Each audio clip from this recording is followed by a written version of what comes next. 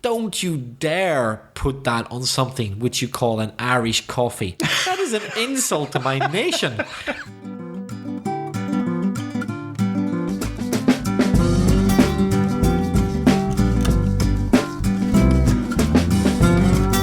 Hello and welcome to episode 46 of Aprender Inglés with Reza and Craig. If you're a new listener, if this is your first time here, welcome. I'm Craig.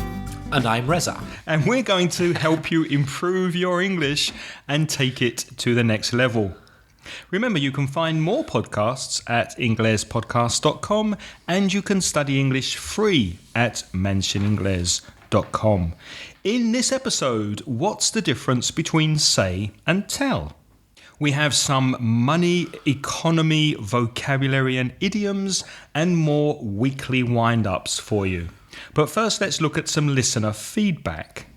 We have some reviews from iTunes because it's been a while since we've heard reviews from iTunes. It's been a while, hace tiempo que. It's been a while since we've read some of your wonderful reviews.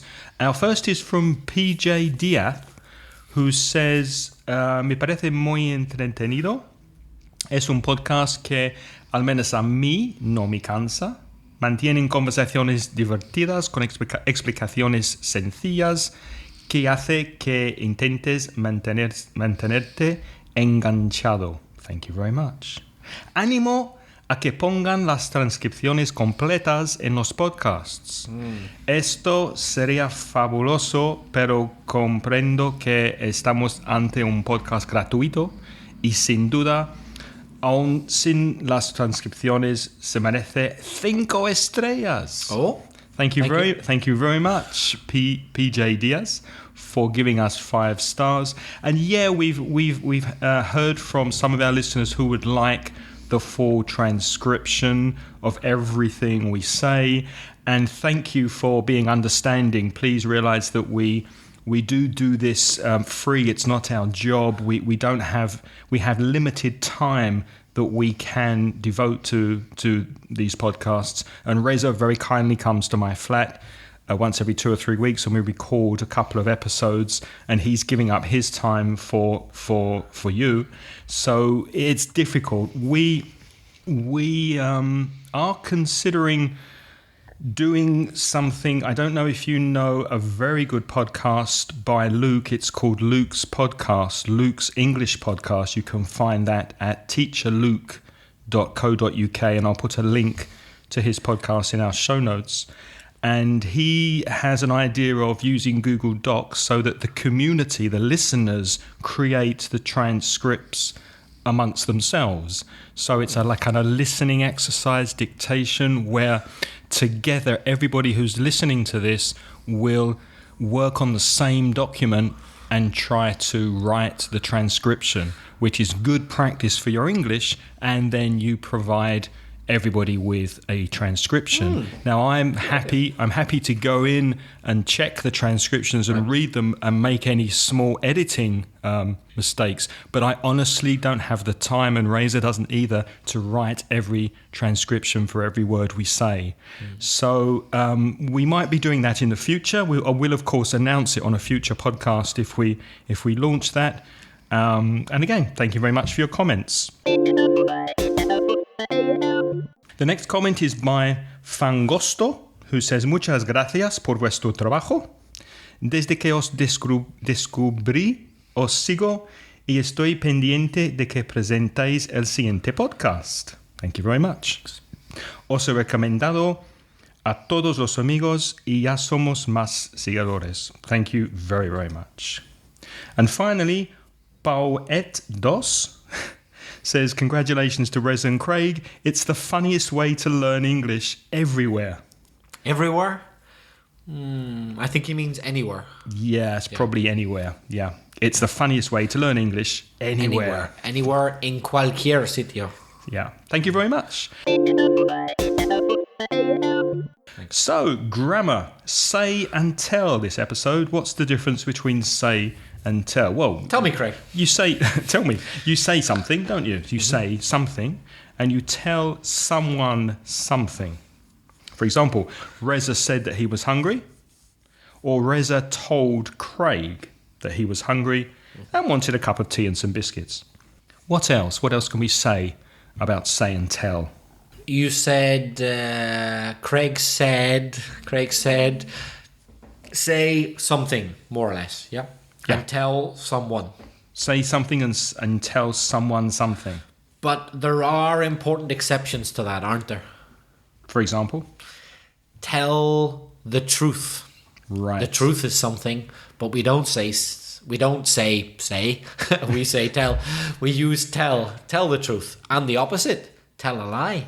Yeah, so there are some collocations with tell, but you can tell the truth or you can tell someone the truth. You can say, I told him the truth. Mm-hmm. So you can have that object there or not. Can you think of any other collocations with tell? So there's tell the truth. There's tell the truth, tell a lie. Any others? Tell a story. Yes. Tell a tale.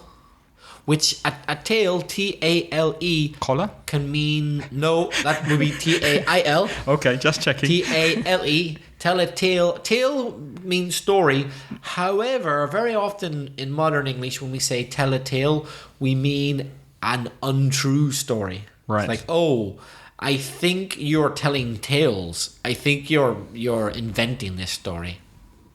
So that's tell as well. Any others? There's tell a joke. Oh, of course. Yeah. Mm-hmm. He told me a joke. And tell the future. To know what the future will bring. Mm-hmm. Yeah.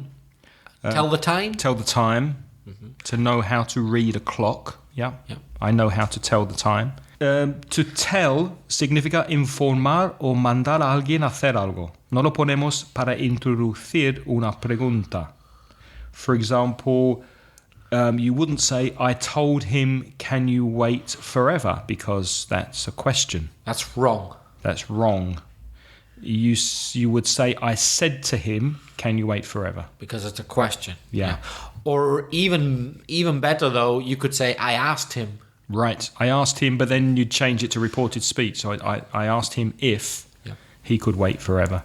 So an example with tell when you're in this situation would be... For example, he told me to go away. Yeah. Can you imagine his words were, go away? It's an order. It's an instruction. So tell for that. He told me to shut up. He told me to stop talking. Yeah. And said or say no se suele poner antes de un infinitivo. For example, it's not correct to say, I said him to do it. It would be, I told him to do it. It's correct. I told him to do it. Can you think of any other points on say and tell? Have we said everything? Or have we told our listeners everything? It's a common mistake, isn't it? Pretty much. My students often make that mistake with say and tell. It's a very common mistake. Very common mistake. I don't know if there are many languages which distinguish between tell someone and say something. Is say and tell the same in Spanish then? Decir? Decir is the same. And the grammar, I mean, it's where you say something but you tell someone something. How does that translate? I think it's the same in Spanish. It's the same. Yeah, it's the same. That's why it's a problem for Spanish speakers. So just remember, you say something and you tell someone something. I said to my boss, or I told my boss. Plus the few exceptions we mentioned with tell. Yeah, except the collocations and the exceptions we mentioned. I like to check at the end with Spanish students that they understood by asking them to translate something. Could you do it, Craig? Try me. Translate this. Dime. Tell me. Dilo. Tell him. Mm-mm. No? Are you finding holes in my Spanish? Dilo is say it. Ah. Okay. If you wanted to say tell him, it would be díselo. Díselo. Yeah, of course. Tell him it or tell him. Of course, that makes sense. Yeah? So say it. For example, say the word chocolate. Say it. Chocolate. Say it. Dilo. Chocolate. Yeah. Chocolate. Dilo. Say it. But dime. Tell me. And díselo. Tell him it, or just tell him. And what do you say in Spanish when you pick up the phone? Say Spanish say dime or dígame if or they want to be more dígame, polite. more polite. Which in Spanish, well, I would which say you wouldn't don't say. translate it into English. No, it's not because polite. But it should be tell me. But some people say me, which is really bad. Yeah, exactly. But even tell me is not good. But you wouldn't say that when you pick up the phone in English anyway. What would you say? You'd say, "Can I help you?" Hello? Or who's speaking, please? Like Who's that, speaking, please? Yeah. Moving on to another comment from Roberto. Hello, Craig and Reza. First of all, I'd like to thank you for your fantastic podcasts. Well, thank you, Roberto. He says, my name is Roberto. I'm from Paraguay. I think that's our first feedback from Paraguay, is it? I think it is. It's our first listener from Paraguay. Wow. Paraguay is a country I've never been to, but Roberto, can I say that I am a huge fan of Trio Los Paraguayos. Well, it's interesting because Roberto says next, how much do you know about Paraguay? Oh, well, I know a lot of the Trio Los Paraguayos songs. I'm a huge fan, Roberto. Really? I love Trio Los Paraguayos. For those of you who don't know, they're a group which started in the 1950s, I believe. I don't know if they're still alive, but they're very famous in South America, and they have their versions of South American folk and popular tunes. I think they're great fun. Maybe I'll put a link to one of their songs on YouTube. Oh, please do. In the show notes. So go to the show notes at inglespodcast.com and you can watch a short video of Trio Los Paraguayos. Paraguayos. Well, I realised that I know very little about Paraguay, so I went to internet, to Google, and I realised that it's about the size of California, that Paraguay shares borders with Brazil, Bolivia and Argentina. So it has no coast. No. And the capital is Asunción, which I didn't know that the capital of Paraguay is Asunción. Did you know that? Nope, Asunción? I didn't know that. And Asunción has over 2 million people. And the most spoken language after Spanish is Guarani. It is an Indian language which I'd never heard of. I had heard of it through Trio Los Paraguayos. Really? Yes. They have a couple of songs in Guarani. And the president, the current president of Paraguay is Horacio Cartes, who was voted in 2013. Anyway, Roberto lives now, he doesn't live in Paraguay, he lives in the Basque Country, here in the Basque Country. And he says that I have to say that I'm a big fan of you two. Oh, thank you. That's not the group U2. That's me and Reza, or maybe it's U2, Bono and the band. But no, it's a big fan of U2. I found Inglés podcast listening to a monthly podcast of Mention Inglés. As I am an economist, I'd like to ask you to talk about economic expressions, words, idioms, and so on. Warm regards, Roberto. PD, please correct my mistakes, and if it's possible, read my comment. Well, we've read your comment, and I don't know if you heard any mistakes, but I thought it was perfect. Yes. Apart from one very small thing, that at the end of your email you put PD, which is the Spanish. You need to put PS, which is the English, which I think is postscripte or something. Postscript in Latin. What is it? Postscripte, something like that. In Spanish, I don't know, actually. But PS in English, yeah. Yeah, PS. So we spoke about money on episodes 12, 23 and 24, Roberto. So if you want to study your money vocabulary, they may help you. And I'll put links to those 3 episodes in the show notes at inglespodcast.com. And you can also study money in our intermediate course at mentioningles.com. There are 2 lessons on the subject of money, and I will put links to those lessons in the show notes. I have a couple of idioms for you. Bang for the buck. I don't know it. Bang for the buck. It's an American expression because buck is slang for dollar. So it would be bang for the pound or bang for the euro. And it means value for the money spent. Have you not heard that? No, I haven't. So, Roberto, you should buy our business English CD because it's only 34 euros. And what a bargain. There's an economic term. It's a ganga. It's a bargain, and you really get a lot of bang for the buck, which means it's very, very good Good value for money. Value for money. Yeah. That's what it means. So it's good bang for the buck. And you can buy the CD at mansioningles.com. To pay through the nose. Haha. Now, I have quite a large nose, which you can't see on this podcast. But to pay through the nose is to pay a high price for something. For example, I paid through the nose for my new TV. 1 month after I bought my TV, it cost a lot less. Have you ever paid through the nose for something? Yes, exactly. That has happened to me. I bought something at full price, and then a few days later, they reduced it by 50%. So I had paid through the nose. I paid more than I needed to. Yeah. The expression comes apparently from the Vikings, from the 8th to the 11th century, because the Vikings, when they conquered a town or a city, when they went into to control an area, they asked for taxes. And if you didn't pay your taxes, they would cut your nose. They would cut your nose of whoever did not pay their taxes. So that's to pay through the nose. Uh-huh.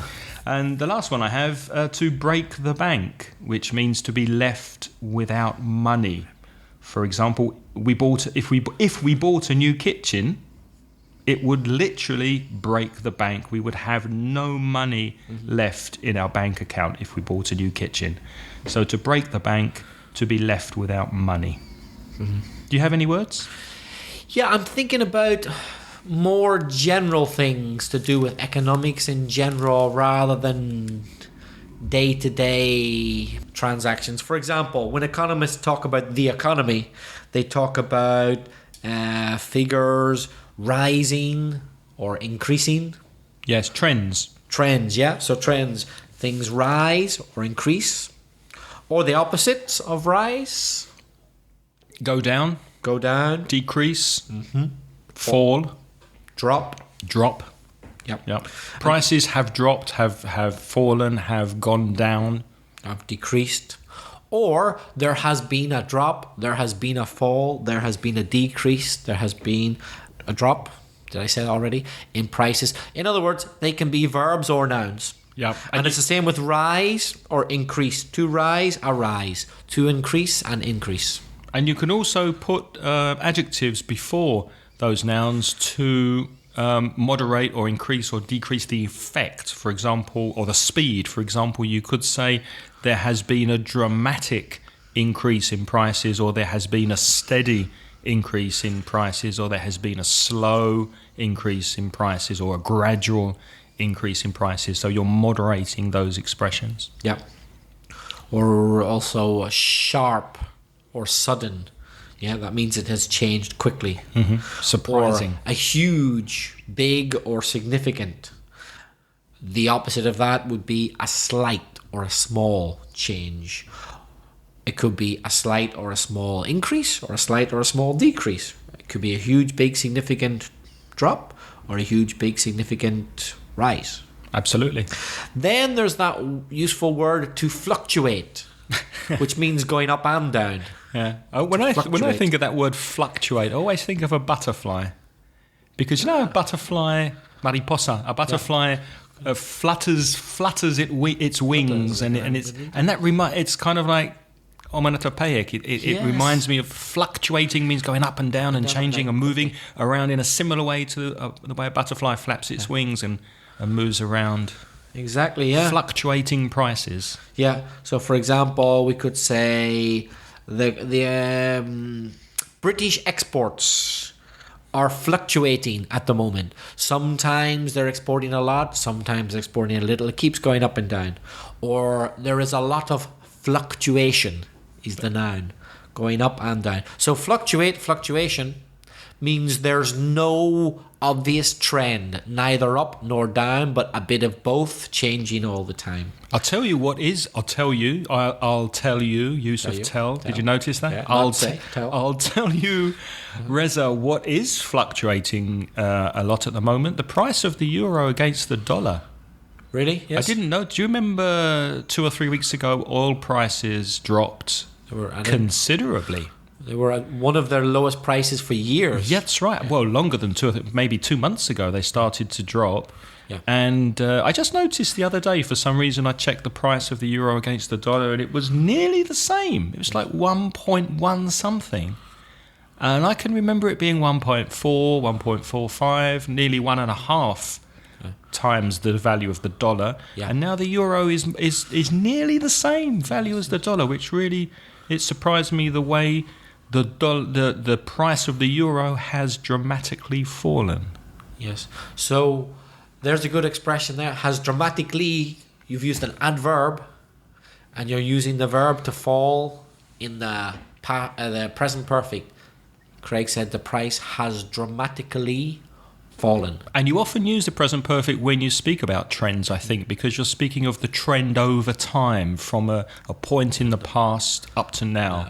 Present perfect, yeah. Present perfect. So the price has fallen, the value has dropped, the sales have increased. Yeah.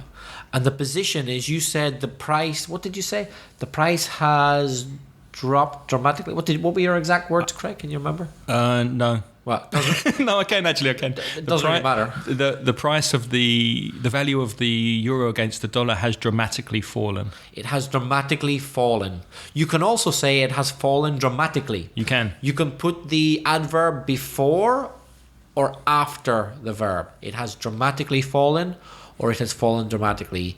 It has sharply risen. It has risen sharply.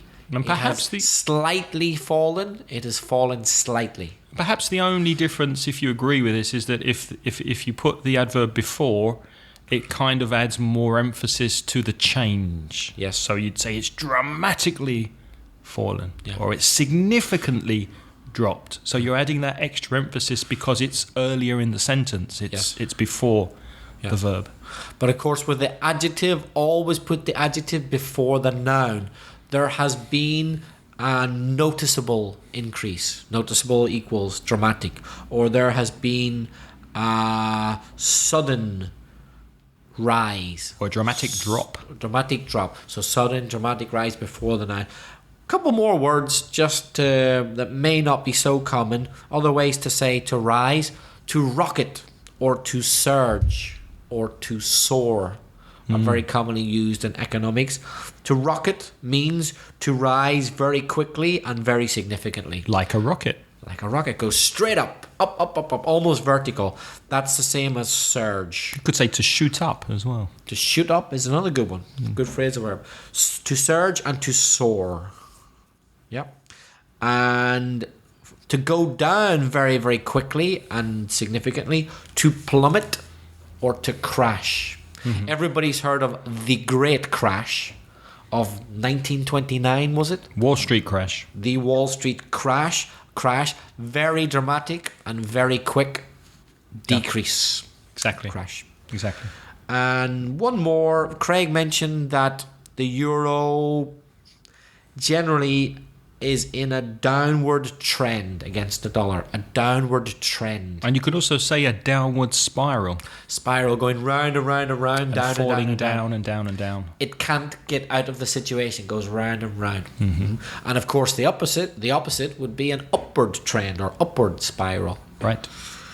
That's about all the basic terms I can think of for Useful words. economics. Useful words. So thank you for your question, Roberto, and all the best up there in the Basque Country. I hope you're keeping warm. Moving on to our final section, this episode's weekly wind-ups. To wind up, as we said in the previous episode, is to annoy, to irritate, to bother. Things that really fastidiar, disgustar, molestar. Things that get up your nose. Reza? You go first, Craig. I went first last time. Okay, it's my turn to go first. This week's weekly wind-up for me, bad drivers. I quite agree. And bad parkers, people who are not considerate where they park their car. Now, we live in Spain. We're used to double parking, so I don't mind double parking. But when people double park and leave on their brake, their handbrake, Handbrake, so you yeah. can't push it, I mean, come on. And also, It's so inconsiderate, isn't it? It is blocking cycle paths and sometimes I take my bike to work and I have to cycle on the cycle path, and sometimes there's a car parked right across the cycle path. Yeah. People parking in front of garages, people parking on pavements and bothering the pedestrians. So just inconsiderate drivers and parkers, which I notice quite a lot here in Valencia. What do you think about people driving along bus lanes? Well, it's obviously against the law. Yeah, but it's so common here. It's so common, yeah, it's very common. And things like when you go to a roundabout or traffic lights and you're not thinking where you're going next. So you get to the traffic lights or you get to the roundabout and you realise, oh, I'm in the right lane, but I need to turn left. So at the last possible second, you just cut across all of the traffic and it could cause an accident, and you're just disturbing the other drivers. And the other drivers are braking, people behind are braking, and just why not think in advance before you do that? Yeah, and a bit more lane discipline, as they call it. Yeah, just think ahead. Yeah, and also obviously texting on mobile phones while you're driving, or doing other things when you should be driving safely. Oh, that I must admit, I have zero tolerance for that. Yeah. In my opinion, if someone causes an accident and they've been using their mobile phone while the accident happens, they should automatically always get the full punishment possible. Automatically. Without any doubt. To the full extent of the law. Yeah. Whatever the maximum penalty should be, give it to them immediately just for being on the mobile. Absolutely. What's your weekly wind-up, Reza? Something I absolutely loathe and despise is artificial cream. Particularly from a spray can. Artificial cream? Yeah. It's utterly and completely pointless. The kind of thing they bring to you in bars sometimes in a Can I make a visual? Can I give a visual? Visual? No, hardly. I can't give a visual definition. Can I give an audio definition? Go ahead. There you go. That was the artificial cream coming out of the can. I know exactly what you mean. And it's not good for you. It's not healthy, is it? Yeah. Now, I like rail cream from time to time. From time to time, I don't even want rail cream every day. I'm not sure I want it every week, but from time to time, everybody knows rail cream is bad for you, but it's very nice. It's got a lot of fat in it. It's got a lot of sugar in it. It's bad for you. Okay, but once in a while, it won't kill you. Why would you take a product which is already bad for you, make it much worse for you by putting even more fat in it, even more sugar in it, taking out the good flavor and putting in horrible chemicals and putting it in a can? Why would you do that? It's pointless. It serves no point. For me, it ruins a dessert. As soon as it's put on a dessert, the dessert has been ruined. Now I'm going to have to scrape it off. How do you say scrape it off? I think it's rascar, quitarlo, rascándolo. Scrape off the cream. A waste of time. And I'm afraid to say it seems to be omnipresent in Valencia. I know, yeah. They put it on virtually almost every day without asking. Yeah. Without asking. Why? I'm with you, brother. I hear you there. That's definitely one of my wind-ups. If you have a wind-up, if there's something that annoys and bothers you, please let us know. Send us a voice message, a sound file, which you can do at inglespodcast.com, or just send us an email with your wind-up comment or question. And you can contact us at craig@inglespodcast.com, or you can write to Reza at belfastreza@gmail.com. Remember, also, you can sign up for our email list at inglespodcast.com, and we'll send you a monthly summary of all of the podcasts that we're recording. You can learn English free at mansioningles.com, and if you would like to give something back to us for teaching you English and improving your English, you could leave us a review on iTunes. If you review our podcast on the iTunes software, more people can get to hear about our podcast, and that would make us very happy. So, until next episode, it's goodbye from me. And it's goodbye from hip. Goodbye. The music in this podcast is by Pitts, and the track is called See You Later. One more thing about the artificial cream from a spray can.